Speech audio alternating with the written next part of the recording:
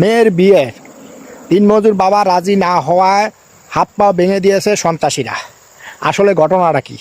ঘটনাটা হলো, যে মেয়েকে বিয়ের প্রস্তাব দিয়েছে ওই মেয়েকে আগে কুপ্রস্তাব দিয়েছিল এক ছেলে। ওই ছেলেই আবার বিয়ের প্রস্তাব দিয়েছে। রাজি না হওয়াতে ওই ছেলে এবং তার বাবা মিলে ওই দিনমজুর বাবাকে কি করেছে, হাত পাও ভেঙে দিয়েছে এবং দাঁতও পড়ে গিয়েছে।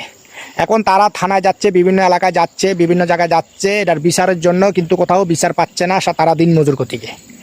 বাংলাদেশে এই পরিস্থিতিতে সাধারণ দিনমজুরদের যদি কোনো বিচার নাই পাওয়া যায়, দিনমজুররা যদি কোনো বিচার নাই পায়, তাহলে দেশকে নতুন করে স্বাধীন করে কি হলো? তাহলে তো দেশ স্বাধীন করার কোনো মানেই ছিল না। 2024 সালে যে ছাত্ররা যে গণ অভ্যুত্থানের ভিতরে যে দেশকে স্বাধীন করেছে, এতে স্বাধীন করে কি হয়েছে? কোনো লাভ হয়েছে?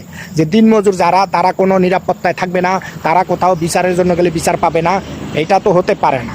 তারা যে যদি বিচার চাইতে গেলে যদি বিচার পায় ঠিক মতন, তাদের মামলা ঠিক মতন নেওয়া হয়, তাহলেই তো বোঝা যায় যে হ্যাঁ দেশ কিছুটা হলো স্বাধীন হয়েছে। এখন তারা বিচার চাচ্ছে, তারা কোনো সহযোগিতা পাচ্ছে না কারো থেকে বিচারের জন্য, এবং তারা পুরাই দিনমজুর, এই চিকিৎসার জন্য কোনো সহযোগিতা পাচ্ছে না। তো দেশকে সংস্কার কিভাবে করবে? আর দেশ কোনো দিনও সংস্কার হবে না। আমার মনে হয় না যে কোনো দিন কোনো সরকার করতে পারবে, সংস্কার করতে পারবে।